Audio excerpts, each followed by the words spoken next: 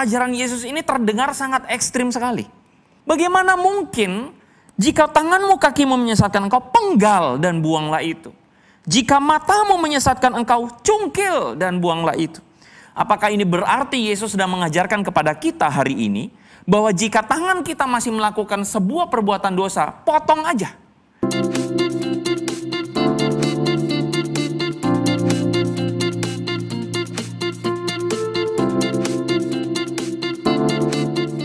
Seorang ibu mengatakan kepada saya, aduh Pak, saya bingung sekali, anak saya kerjaannya main game melulu. Kerjaannya main HP melulu, begitu. Saya nggak bisa lepasin dia dari handphonenya dia. Berapa banyak dari saudara yang pergi ke, katakanlah makan di luar, ketika saudara makan di luar, saudara melihat jika ada orang tua yang membawa anak-anaknya untuk makan. Dan ketika anaknya rewel, saudara-saudara, bagaimana cara orang tuanya mendiamkan anaknya? Dikasih handphone atau dikasih tablet supaya main, saudara-saudara. Di satu sisi sepertinya orang tua menemukan juru sakti, saudara-saudara, untuk mendiamkan anaknya. Tetapi di sisi lain orang tua juga kemudian menjadi ngomel karena orang-orang atau anak-anaknya hari ini semua kerjanya cuma main HP melulu. Gak bisa liatin yang lain, begitu. Saudara-saudara, pergumulan itu saya kira bukan hanya terjadi kalau saudara berpikir, wah, yang menonton atau yang menyaksikan perenungan firman Tuhan ini, saudara mungkin kemudian mengatakan, wah ini Pak Andre tendensius ya kepada anak-anak ya. Oh, mohon maaf ya, bukan cuma anak-anak. Saudara-saudara, ada seorang guru, saudara-saudara, yang berdomisili dari Inggris, namanya adalah Jane Addams Bison, saudara-saudara. Dia mengeluarkan sebuah pengalaman dia yang mengejutkan ketika dia mengatakan kepada atau dia mengajar anak-anak kelas elementary school, saudara-saudara. Lalu kemudian dia mengatakan kepada anak-anak tersebut satu pertanyaan yang menarik. Jika kamu boleh berpendapat, hal apa yang menurutmu, penemuan apa yang menurutmu kalau boleh itu ditiadakan? Menariknya ada seorang anak yang kemudian menuliskan begini, I don't like the phone because my parents are on their phone every day.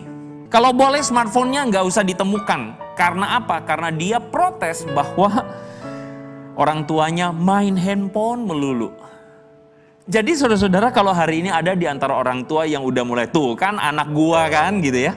Tuh, ayo dengerin sini, dengerin tuh firman Tuhan khotbah tuh ya. Kecanduan handphone kan gitu kan. Mohon maaf, orang tua juga begitu. Kita tidak bisa terlepas dari yang namanya telepon genggam ini, smartphone ini yang katanya pintar ini, saudara. Sehingga muncul istilah yang namanya nomophobia. Nomophobia adalah satu istilah yang menarik sekali. Istilah ini adalah no mobile phone phobia. Jadi adalah sebuah fobia atau sebuah ketakutan yang muncul karena apa? Karena orang tidak siap untuk kehilangan atau lepas dari mobile phone-nya atau dari handphone-nya atau katakanlah gadgetnya.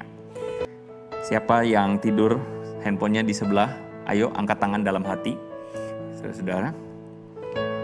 Saudara-saudara, data-data ini adalah data-data yang menarik sekali. Itulah sebabnya kenapa hari ini ketika kita membahas God and gadget, mungkin saudara-saudara dalam pikiran kita adalah God versus gadget. Tuhan melawan gadget. Kenapa harus diversuskan, saudara-saudara? Karena kita mungkin harus mengakui satu fakta bahwa mobile phone kita atau gadget kita bahkan sudah menyaingi Tuhan, bahkan mungkin saudara melebihi Tuhan di dalamnya. Saya tertarik saudara membahas Matius pasal 18 ayat 8 sampai 9 ketika mempersiapkan firman Tuhan ini. Jika tanganmu atau kakimu menyesatkan engkau, penggallah dan buanglah itu. Karena lebih baik bagimu masuk ke dalam hidup dengan tangan kudung atau timpang daripada dengan utuh kedua tangan dan kedua kakimu dicampakkan ke dalam api kekal. Dan jika matamu menyesatkan engkau, cungkilah dan buanglah itu. Karena lebih baik bagimu masuk ke dalam hidup dengan bermata satu daripada dicampakkan ke dalam api neraka dengan bermata dua. Saudara-saudara, Ini adalah perkataan langsung Yesus Kristus. Potonglah tanganmu dan kakimu jika tanganmu atau kakimu menyesatkan engkau. Cungkilah matamu kalau matamu itu menyesatkan engkau. Maka saudara-saudara, kalau hari ini kita membahas tentang God and gadget, kita membahas katakanlah God versus gadget begitu, maka ayat ini bisa kita sedikit kalibrasi ulang dengan konteks kita. Jika gadget atau smartphone-mu menyesatkan engkau, buanglah. Benar nggak? Saudara setuju dengan saya? Amin, Pak. Ya sudah, kalau gitu saudara lagi nonton lewat handphone, buang aja sekarang. Saudara lagi nonton lewat tablet saudara, buang sekarang, saudara-saudara. Tetapi saudara, ayat seperti ini sangat mudah sekali untuk kita samakan secara tone, bukan? Secara intinya, ketika sebuah benda itu menyesatkan engkau, buang, potong, lepasin, saudara-saudara. Saudara, ayat ini menarik. Mungkin sebagian dari saudara pernah mendengar ayat ini, sebagian dari saudara pernah membacanya tapi sambil lalu. Tapi sebagian dari saudara mungkin belum pernah tahu ayat ini. Tetapi serius, ayat ini memang benar-benar dikatakan Yesus. Jika tanganmu menyesatkan engkau, potong. Jika matamu menyesatkan engkau, cungkil. Berapa banyak dari kita tidak menggunakan mata dan tangan dengan baik? Saya jadi ingat tiba-tiba lagu sekolah minggu. Hati-hati gunakan tanganmu, betul ya? Hati-hati gunakan kakimu. Ada lagi, hati-hati gunakan matamu, gitu kan. So, hati-hati gunakan mata tentu bukan bicara kalau lagi pacaran terus pacar kita jatuh. Matamu di mana? Bukan begitu, saudara. Bukan. Tetapi menggunakan mata itu adalah seringkali kita menggunakan mata kita untuk sesuatu yang tidak berkenan, bukan? Menonton sesuatu yang tidak seharusnya kita tonton. Melihat seharusnya yang kita tidak lihat, begitu. Dan itu konteksnya. Itu konteksnya. Saudara, seorang bernama Origen, dia ini adalah seorang bapak gereja yang pernah hidup pada tahun 185 sampai tahun 254. Origen meresponi perkataan Yesus dengan sangat ekstrim sekali, saudara-saudara. Perkataan yang tadi itu. Bahkan dia kemudian mengkebiri dirinya sendiri karena menganggap dia masih berjuang melawan nafsu seksual.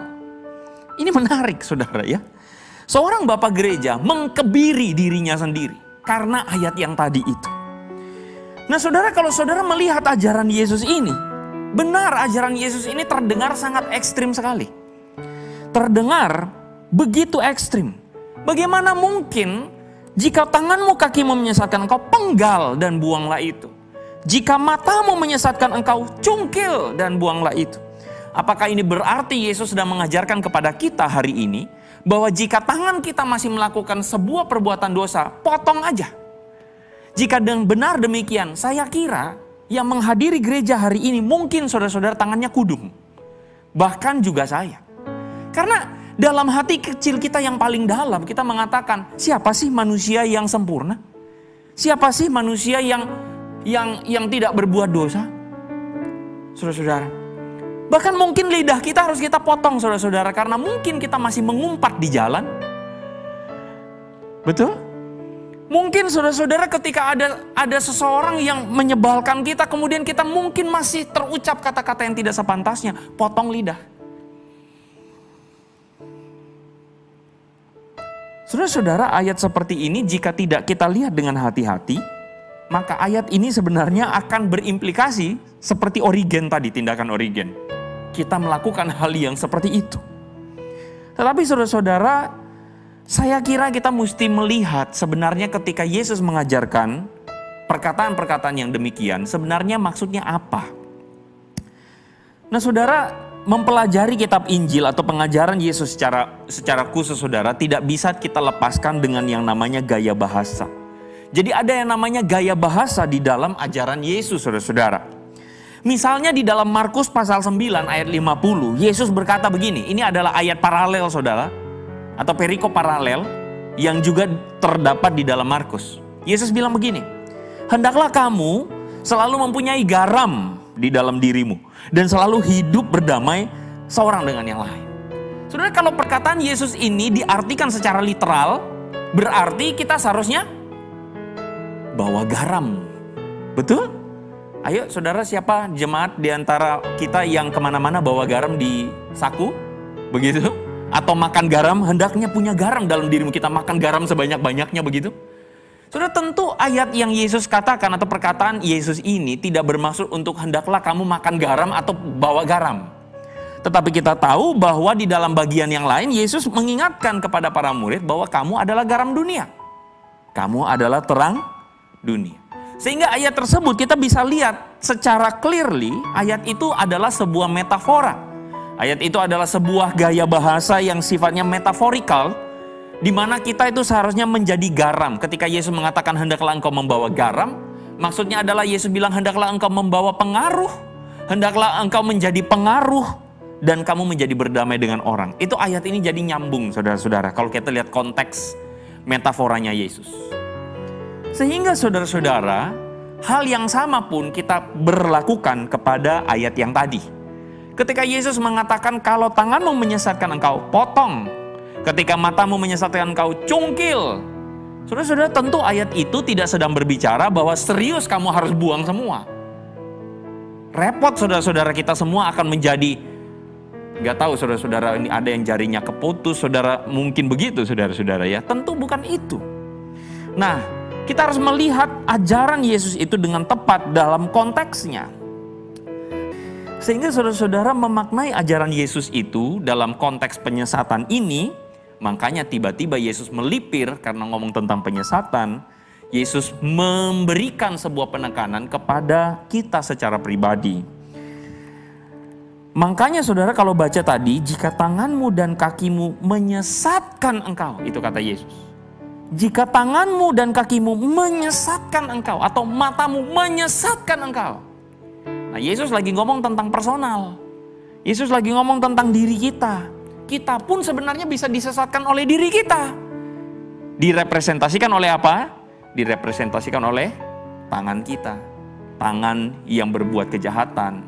Kalau saudara baca di Amsal, kaki yang segera lari menuju kejahatan. Atau mata, makanya saudara-saudara, tangan, kaki, dan mata itu simbol saudara-saudara ya.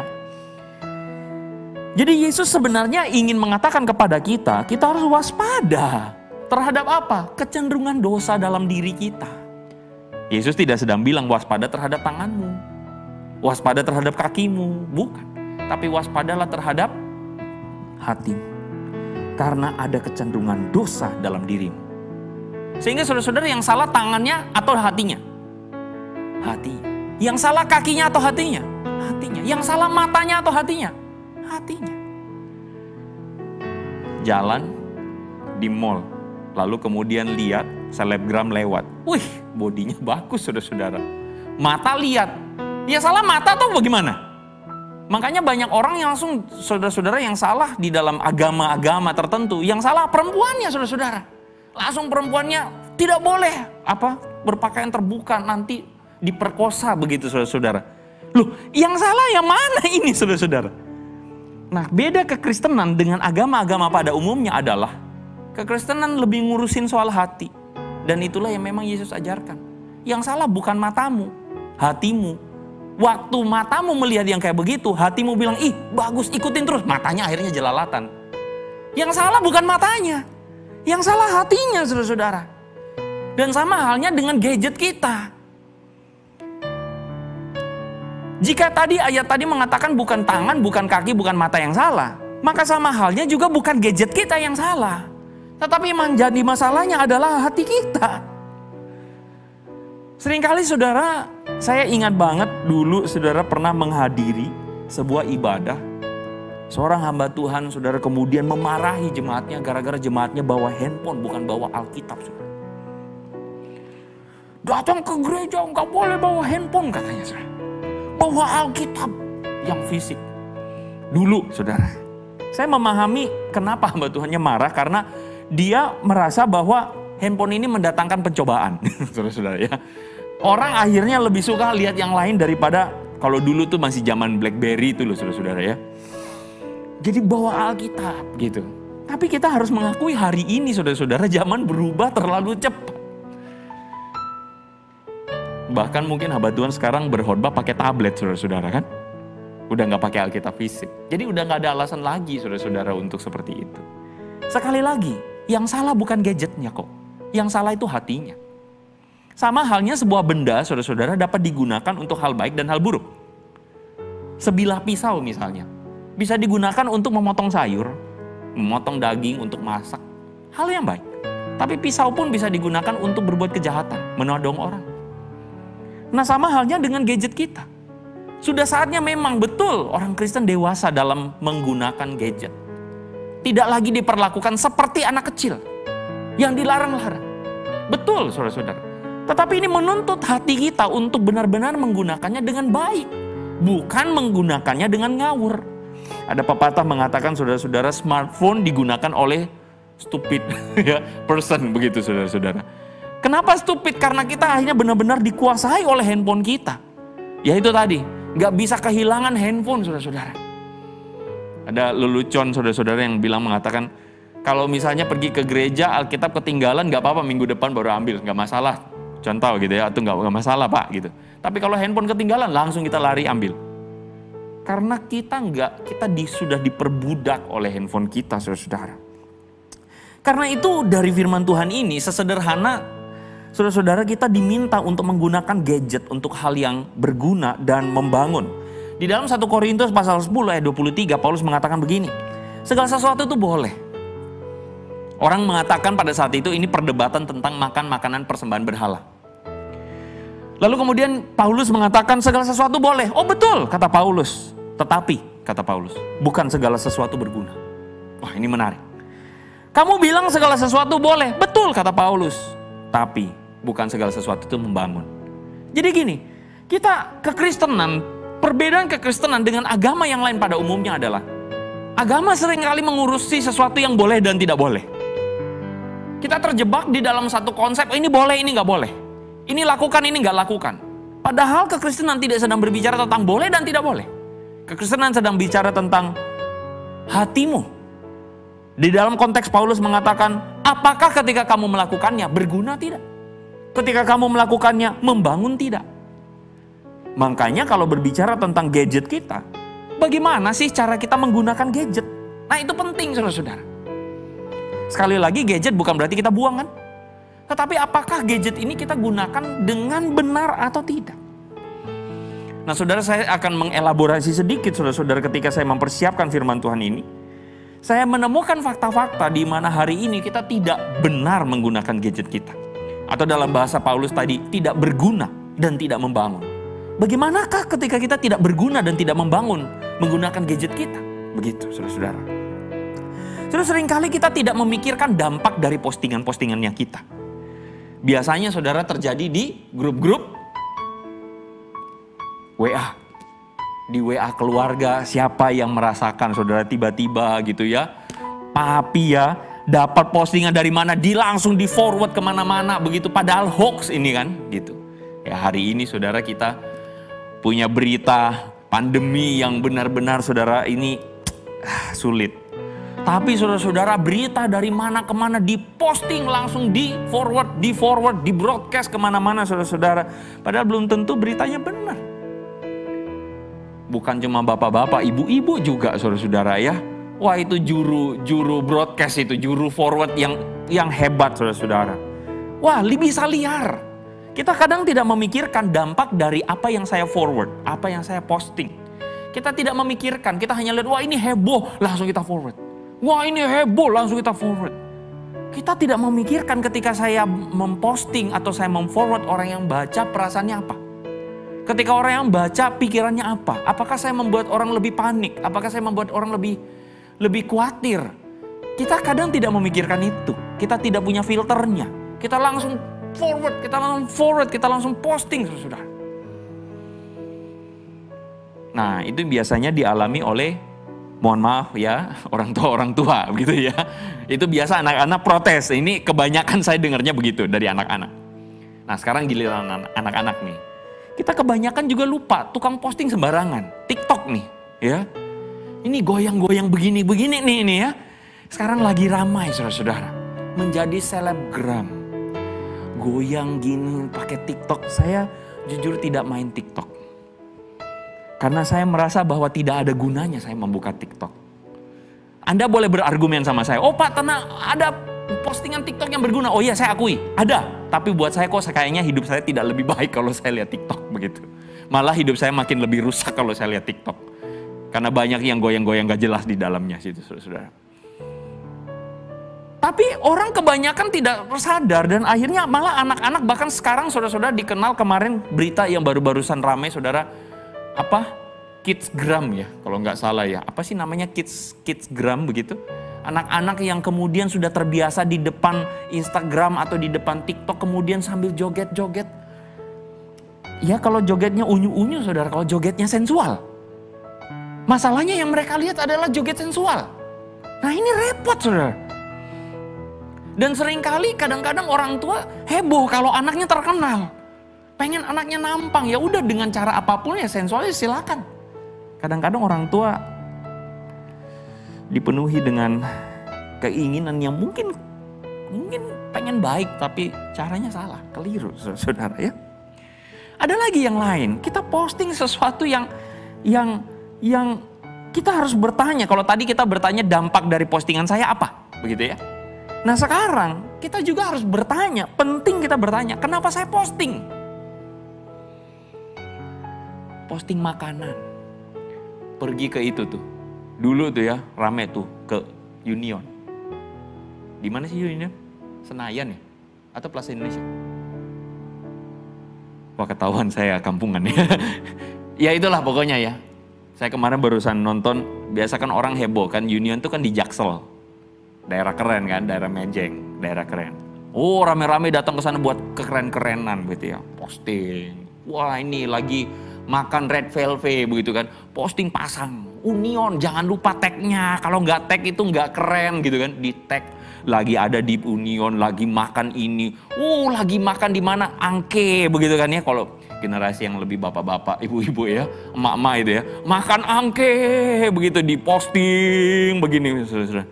Terus kemudian dimunculin gitu di Instastory. Bukan gak boleh, saya gak larang. Tapi pertanyaan saya adalah, kenapa posting? Kenapa posting? Kenapa? Mohon maaf, jangan-jangan kita pengen pamer. Saya pamer, saya lagi makan di tempat yang ngehits. Saya lagi makan di Paulaner Brauhaus gitu ya. Di Grand Indonesia. Saya lagi makan di tempat yang mahal. Mejeng. Jangan-jangan kita pamer. Jangan-jangan. Saya nggak bilang saudara pamer. Tapi untuk apa kita posting itu? Loh Pak, posting untuk happy-happy aja. Ya sudah gitu. Tapi kalau kita posting gitu dan kita membangun diri kita berdasarkan postingan-postingan yang lagi keren-keren itu. Jangan-jangan kita tuh lagi pamer tuh. Gitu, saudara. Ada lagi yang posting saudara-saudara, flexing kalau istilah anak zaman now. Flexingnya apa? Jamnya pakai setirnya. Setirnya ada lambang itu ya, Jaguar ya. Terus tulisannya Happy Sunday lagi. Padahal sengaja pengen pamer. Pamer saya pakai jam mahal, jam yang harganya nih 100 juta nih. Padahal pinjaman bapaknya.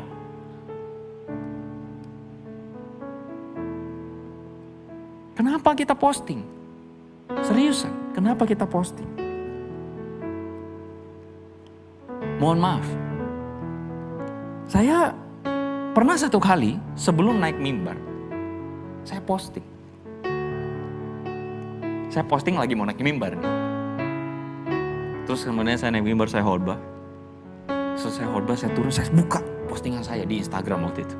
Saya mau lihat berapa banyak yang like.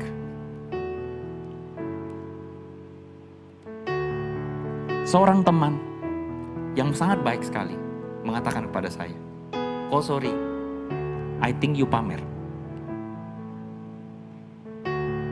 Perkataan dia itu seperti langsung menohok, masuk ke dalam, ditampar saya, bupak. Malam harinya saya berpikir di hadapan Tuhan, iya saya pamer. Saya mencari like-nya orang. Saya ingin pamer saya lagi mau naik mimbar. Dari situ saya memikirkan, saya masih mencari pujian manusia. Betul, saya pamer. Ini betul. dia nggak salah. Itulah salah satu alasan kenapa sekarang saya berhenti buka Instagram. Tidak pernah lagi saya pakai Instagram. Karena saya merasa bahwa sosial media ini menjadi toksik buat saya.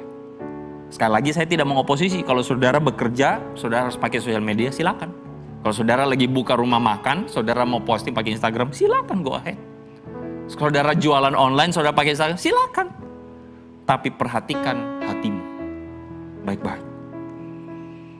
Dan yang terakhir dari segmen ini maksud saya, curhat di sosmed. Saudara-saudara, tidak jarang juga ada orang-orang yang suka curhat. Pengen didengar. Ada masalah dalam keluarga, dikeluarin di Facebook, saudara.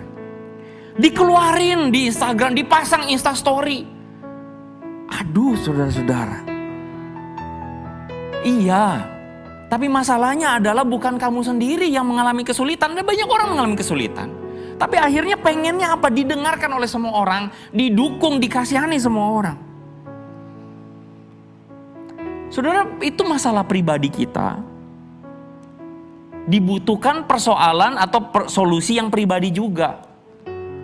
Bukan persoalan pribadimu tuh jawabannya bukan perhatian publik. Tapi seringkali kita tuh suka curhat. Nah, biasanya yang suka curhat di sosial media ini adalah, ya jawab sendiri. Kita lanjut ya. Saudara, prinsipnya apa? Prinsipnya adalah mari kita memposting sesuatu yang berguna dan membangun. Ketika kita posting sesuatu, apakah ini berguna? Apakah ini membangun? Apakah ini menyenangkan hati Tuhan? Ketika saya posting. Begitu. Dan yang terakhir. Nah, ini baru terakhir. Nomophobia. Jika saudara merasa bahwa handphone itu betul-betul tidak bisa lepas darinya, maka kita patut bertanya, jangan-jangan ini adalah tanda bahwa yang kita paling kasihi itu handphone kita, bukan Tuhan. Dan mungkin ini adalah tanda bahwa di dalam jiwamu ada kekosongan yang tidak terisi. Dan engkau selalu mengisinya dengan handphone. Maka tepat saya kira malam hari ini kita membahas. Malam hari ini sebenarnya kita datang untuk mengisi, memelatih jiwa kita, hati kita untuk lebih dekat dengan Tuhan. Kadangkala ada hal-hal yang tertentu dalam hidup kita yang kosong di dalamnya. Dan kita betul-betul harus isi dengan Tuhan. Saya suka sekali mengutip perkataan Blaise Pascal ini. Seorang ilmuwan, tapi dia mengatakan begini, there is a God-shaped vacuum in the heart of every man. Ada satu bagian yang kosong. Ada satu bagian yang kosong yang sengaja diciptakan oleh Tuhan yang tidak dapat diisi oleh segala sesuatu yang di luar sana. Segala sesuatu yang diciptakan atau segala sesuatu yang fana ini. Tetapi hanya bisa diisi oleh Tuhan. Hanya bisa diisi oleh pencipta yang kita kenal di dalam atau melalui Yesus Kristus. Dan perkataan Blaise Pascal ini saudara saya sengaja pakai untuk menutup perenungan kita malam hari ini. Apakah hatimu kosong sehingga engkau harus isi dengan segala sesuatu yang digital ini? Ataukah engkau betul-betul ingin supaya hatimu yang kosong itu diisi oleh Tuhan? Mari kita tundukkan kepala, mari kita berdoa saudara.